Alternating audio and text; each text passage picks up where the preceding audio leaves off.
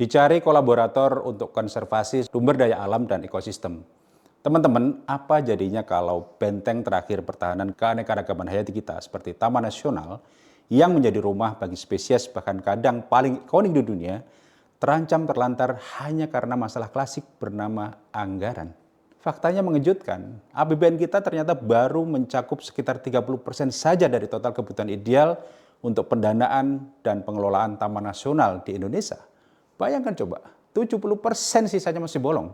Menjadi jurang pembiayaan yang menghanga ini, perangkat progresif kini sedang dirancang pemerintah melalui Kementerian Kehutanan untuk berburu opsi pendanaan alternatif di luar APBN.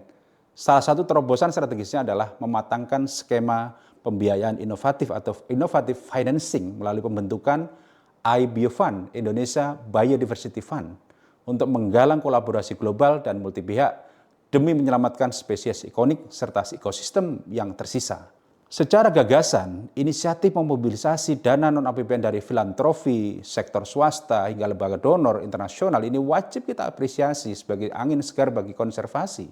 Namun kita juga harus jujur dan tetap kritis. Mengelola dana publik dan internasional berkapasitas besar di sektor lingkungan memiliki rekam jejak tantangan yang berat di negeri ini.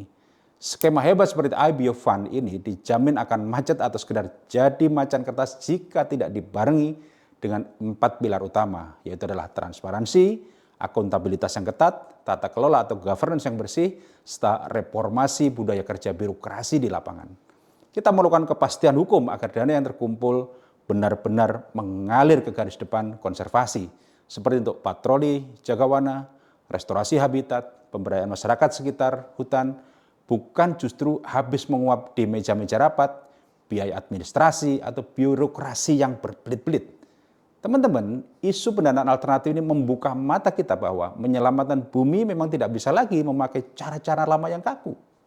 Konservasi masa kini butuh kolaborasi modern yang inklusif. Disinilah peran penting kita sebagai generasi digital. Kita tidak boleh membiarkan skema pendanaan ini berjalan di ruang gelap tanpa pengawasan publik. Kita harus mengambil peran nyata dengan memanfaatkan media sosial untuk mengawal keterbukaan informasi penyaluran dana IBIO Fund. Kita juga bisa mendorong agar skema pembiayaan ini tidak hanya berorientasi pada proyek besar korporasi, tetapi juga memberikan ruang bagi pendanaan berbasis komunitas lokal dan masyarakat adat yang selama ini berabad-abad menjadi garda terdepan penjaga rimba Nusantara tanpa pamrih. Membuka pintu kolaborasi global untuk pendanaan hijau adalah langkah taktis yang cerdas, namun menjaga integritas dan kepercayaan publik atas dana tersebut adalah kunci keberlanjutannya. Jangan sampai niat mulia menyelamatkan harimau, badak, gajah, dan orang hutan, kita justru ternoda oleh buruknya tata kelola keuangan ekosistem kita. Nah, bagaimana menurut pendapat teman-teman? Apakah skema inovatif seperti IBIO Fund ini akan sukses menyelamatkan 50-an lebih taman nasional kita dari kerusakan, atau kalian punya ide pendanaan yang lebih membumi? Tulis opini dan gagasan kalian.